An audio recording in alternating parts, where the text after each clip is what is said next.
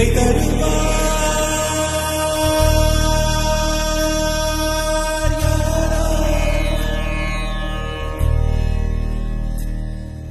வந்து விழுகின்ற மழை துளிகள் எந்த இடம் சேரும் யார் கண்டார் மனிதர் கொண்டாடும் உறவுகளோ எந்த மனம் சேரும் யார் கண்டார் மலைதனில் தோன்றுது கங்கை நதி அது கடல் சென்று சேர்வது காலவெளி